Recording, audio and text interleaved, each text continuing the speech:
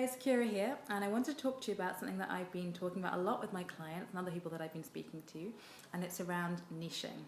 And it's something that we hear a lot about, particularly when we're starting our businesses or we're moving our businesses online, that we need to have a niche. And it's sort of become an accepted wisdom. Everyone needs to have a niche. If you're speaking to everyone, you're speaking to no one, and until you have that niche, you're never going to be successful, particularly on the online world. And while that is really good advice for some businesses, particularly product-based businesses or businesses which do have a very specific outcome, it can be really inhibiting for those of us who have businesses which are more about the relationship. Perhaps if you're a coach, a therapist, designer, a photographer, a stylist, where you actually tailor what you do to the person that you're working with. You don't take them to a pre-agreed outcome that's a one-size-fits-all. You customize. Or if you're an artist, or actually your work or your niche is a reflection of who you are. You might be inspired by particular people or events in your life, but your niche is actually a reflection of who you are, not you trying to please or pander to a particular section of society. So if that's you and you find the general wise counsel of finding a niche before you start your business or before you take it online really suffocating, then I've got news for you, is that you don't need a niche. And I'm not saying niches aren't important. I think they can be really valuable. But let's look at where they've come from. A lot of us see things popping up on our news feeds around online business, which is all about how you can get your niche and how you can use that niche to target. And that's really helpful if you're doing, say, Facebook ads. So if I like dance, I'm going to use another dance example. Sorry for anyone who gets bored of all my dance examples. But say you're a shop selling ballet shoes in Berlin. I might have been to such a shop recently, and you want to use Facebook ads, and being able to target your ads to people in Berlin who do ballet is really useful. It's really useful when it's useful. It's not useful if you have a more general or more customized offer. And I see so many people struggling to get started, struggling to get traction, afraid to put themselves out there because they don't know what their niche is. They feel that they can't answer the question, I help A, do B, so that's C. They haven't yet got an elevator pitch, never mind the fact that who actually pitches in elevators anymore, and they haven't got that kind of perfect story arc of I help chickens cross the road to get to the other side. So they're not going to be able to write some compelling advertising copy saying, are you a chicken? Have you been struggling to get to the other side? Well, if you work with me and my 3-step system, then you too can get to the other side in just 7 days. And that can be really, really helpful for certain kinds of marketing and the kind of marketing that you're going to be hearing about if you're getting your marketing advice online, but it's actually not necessary. And I know this because it's not actually how I got started. So if you're new in business or you've been running your business offline, then actually a lot of your initial customers are going to be based on who you know and who they know. So your first and second degrees of separation. So for those people, yes, they might have a particular outcome or end goal in mind, but what's most important to them is actually the connection, the relationship. Their reason for hiring you might well be that they know you, or that you know someone that they know, or that you come from their world. So what's most important there is not that you have a niche, but that you are interesting. So while you don't need a niche, you do need to be interesting.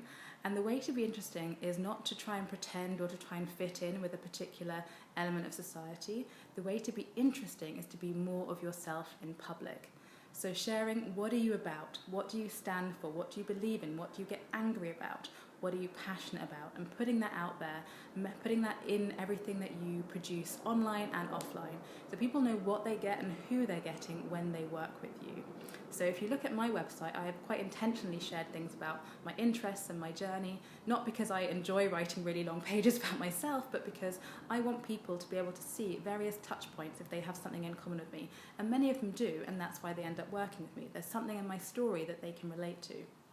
And I try and do the niche in reverse, so I try and just be really clear about who I am, and then know that the right people are going to be attracted to that and the wrong people are going to be repelled, and that's fine because I only want to work with the right people. But those right people could be from any walk of life. I know when I first got started, a lot of people were saying, oh, were you going to be like a coach just for women? Because that was very much in trend at the time. And I have actually worked with several amazing coaches who only work, or certainly only market, to women. And I've loved working with them and I've loved being in their environments, but it just never felt true for me. So had I become a coach just for women, I would have been doing lazy niching, inauthentic niching that would have got me nowhere. Because while I love working with the women I work with, about 40% of my clients are now men, and I really enjoy working with them too. And in some ways it's exactly the same as working with women, and in some ways it's completely different, and I love that difference and variety in my business. And for anyone who knows me in real life, you'll know that one of my qualities or traits is that in real life I've always had a really wide variety of interests and really wide variety of people that I get along with and I spend time with. That's just who I am, and so it's only natural that my business would be built to reflect that. And so having a niche that was just, I only work with women or I only work with expat women would have been convenient and maybe help my Facebook messaging in the beginning, but it wouldn't have been true for me, and it would make my business actually a lot less interesting and a lot less fun. So if you're struggling to find your niche, then start first by thinking about who are you? What do you enjoy? Why have you started this business? What are you passionate about? What do you want to achieve with it? Who are the clients that you've already worked with who you've loved working with, and why? And can you showcase them or things about their story when you're talking to people in real life or on your website or on your social media? Really pick out the points about you that show who you are, what you stand for, what you believe in, and what you want to achieve in this world, and how you like doing it. So a lot of people I work with are really passionate about music, as am I, and that's something that I actually integrate in some of my coaching one-on-one, is that there'll always be a soundtrack going on in the background. Because that's important to me. So being myself in public allows me to attract the right people, and it's just, the same will be true for you.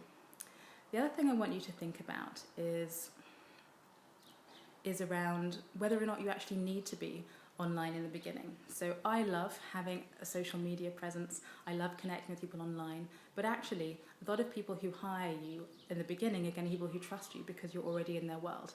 So are you able to talk to people face to face and tell them about what you're excited about in your business and what lights you up? And your enthusiasm will be infectious. And really a niche is something that you shouldn't be looking to find. It should find you over time. It should be an authentic expression of who you are. And that can only come once you have a body of work.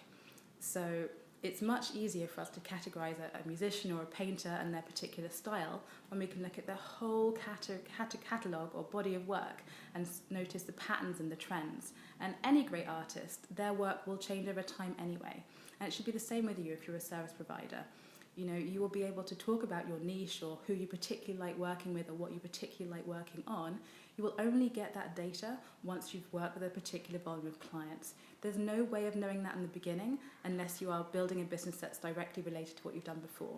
If you're doing something a bit new, then you're probably not going to know exactly what your niche is. So waiting until you know what your niche is before you start your business or before you start marketing your business just means you're going to get stuck.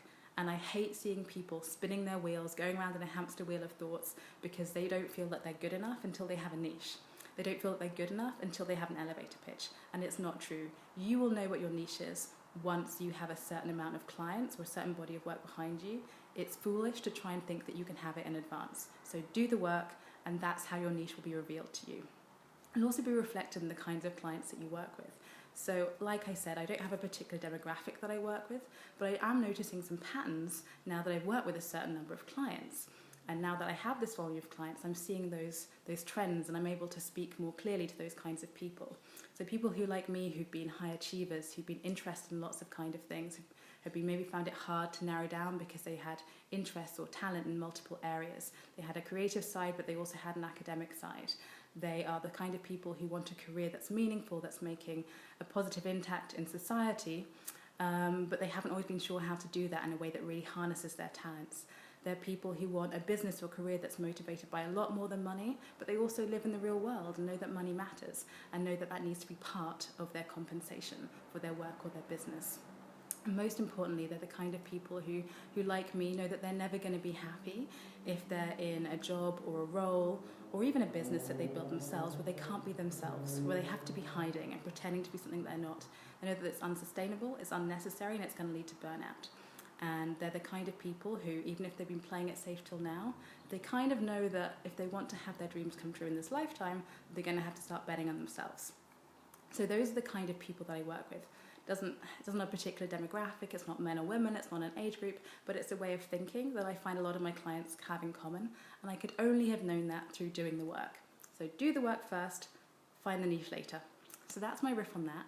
And I'd love to know, is this helpful for you? Have you found that actually you found it really easy to find your niche, or did you struggle with that for a while? Or have you actually abandoned niching completely and just started to work with the clients who are around you or are attracted to what you do naturally? I'd love to know your thoughts on this. Let me know in the comments below. Bye.